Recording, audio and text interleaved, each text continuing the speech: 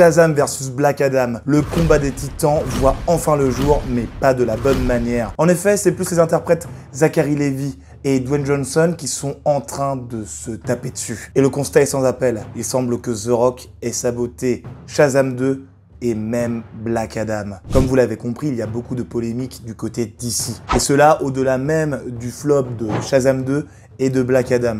Donc dans cette vidéo, je vais tout vous expliquer et on va essayer de décortiquer un peu tout ça pour essayer de comprendre ce que cela implique. Je suis Ludo, du Ludoverse, et on est parti pour entrer directement dans l'univers de Shazam 2 et Black Adam. On va donc revenir sur les actes de Dwayne The Rock Johnson. Remettons-nous dans le contexte. Avec la sortie de Black Adam, ou plutôt avant la sortie de ce film, The Rock commençait à prendre la position de la nouvelle égérie de DC, et plus précisément du DCEU ou DC Extended Universe, qui est devenu aujourd'hui le DC Universe, ou DCU si vous préférez. En effet, au niveau du marketing, tout tournait autour du personnage interprété par The Rock, qui est Black Adam, le vendant comme étant le personnage le plus puissant de tout l'univers d'ici, jusqu'à ce qu'il y ait une petite correction, étant donné que le Superman d'Henry Cavill devait apparaître dans le film, et c'est ce qui a été le cas. Donc avec The Rock, pour essayer de sauver le bateau qui commençait à couler, n'arrêtez pas de dire qu'il était l'homme le plus puissant de la planète et que l'homme le plus puissant de l'univers allait enfin revenir après quelques années d'absence. Et cet être-là n'était autre que Superman d'Henry Cavill, comme je le disais. L'objectif derrière cette promo étant de ramener le maximum de personnes voir le film Black Adam afin d'éviter tout flop possible, mais même si cela n'a pas empêché le bateau de couler, il faut juste imaginer que si le film avait été un réel succès, on aurait pu totalement se dire que James Gunn n'aurait pas été le nouveau dirigeant du DCU et que ça aurait pu tout simplement être The Rock, le film Black Adam se vendant comme le premier épisode de ce nouveau DCU qui était en train d'être mis en place. Et d'ailleurs, les plans futurs dans la tête de The Rock ont été dévoilés tout récemment, et il s'avère que Dwayne Johnson voulait que l'univers DC gravite autour de son personnage qui est Black Adam et autour du Superman d'Henry Cavill, afin que les deux deviennent tout simplement les leaders de cette nouvelle génération de l'univers cinématographique de DC. Une énième tentative de renouveau pour tenter de sauver le DCU des flammes qui commençaient à le consumer. Mais l'envie de The Rock de faire de Black Adam le personnage numéro 1 a montré que Dwayne Johnson était totalement égocentrique. En effet, n'oublions pas que le DCU c'est un univers partagé et que notamment le personnage de Black Adam est étroitement lié au personnage de Shazam.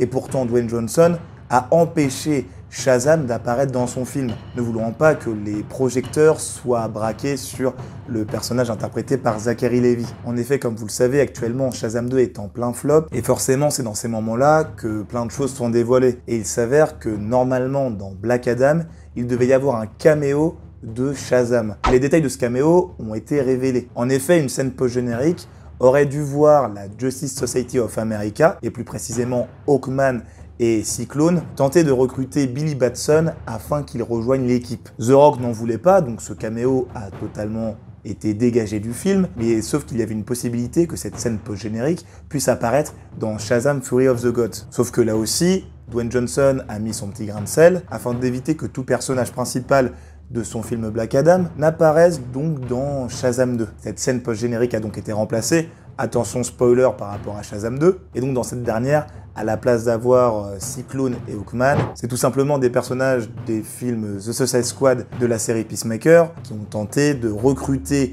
Billy Batson pour qu'il fasse partie de la Justice Society of America. Autant vous dire que si des personnages de la JSA avaient pu apparaître potentiellement dans Shazam 2, là aurait pu faire monter un tant soit peu la hype, entre grands guillemets toujours. Mais comme le dira une personne se trouvant dans le système d'Hollywood, il caractérisera tout simplement The Rock comme une personne se considérant comme le sauveur et étant la personne la plus importante où qu'il soit. Tiens, en parlant de personnes importantes, abonnez-vous d'ailleurs, lâchez un like et partagez la vidéo, comme ça permettra de donner de la visibilité à la chaîne. Et n'oubliez pas non plus de me suivre sur le Ludoverse Podcast, dans lequel vous pouvez retrouver les vidéos au format audio. Cela étant dit, revenons à la connexion entre Shazam et Black Adam, qui sont donc étroitement liés, les deux étant des personnages qui sont en fait des ennemis de longue date, et vouloir supprimer leur connexion, c'est étrange, voire limite stupide. Et d'ailleurs, d'autres rapports ont été dévoilés, disant que Black Adam aurait pu là aussi faire un caméo dans Shazam, et c'est encore une fois, comme vous vous en doutez, The Rock qui a dit non, je ne veux pas apparaître dans ce film. On peut comprendre qu'il voulait diriger ce nouvel univers, mais entre nous, dans univers partagé,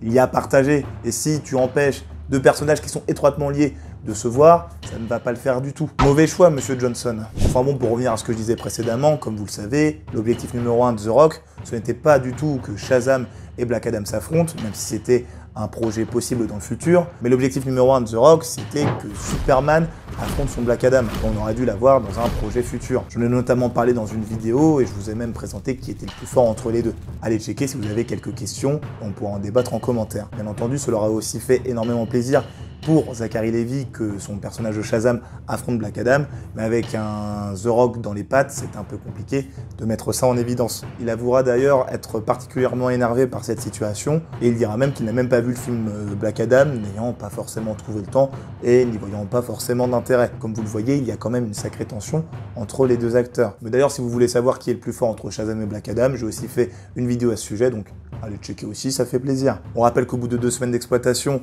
le film fait à peine 100 millions de dollars, je parle donc de Shazam 2, et il doit faire au minimum 310 millions pour que le film soit rentable. Donc autant vous dire que cela risque d'être extrêmement compliqué. Mais au-delà de ça, le flop de Shazam 2 peut être aussi expliqué par le fait qu'ils aient dévoilé le caméo de Wonder Woman afin d'attirer le maximum de personnes. Mais cela a pu jouer vis-à-vis du film, étant donné que, vu que vous savez qu'il y a Wonder Woman dans le film, vous n'avez plus trop d'intérêt à voir ce dernier. Et sans compter le fait aussi que le DCU va totalement être rebooté avec le film The Flash qui sort cet été, et donc il est possible que les spectateurs ne voient pas d'intérêt à voir Shazam 2, et on peut les comprendre. Enfin, si vous avez des questions concernant la remise à zéro de l'univers DC, j'ai fait une vidéo explicative et une vidéo théorie concernant le rôle du Batman de Michael Keaton dans le film The Flash. Allez checker tout ça, et moi je vous dis à la prochaine dans le Ludoverse. Salut!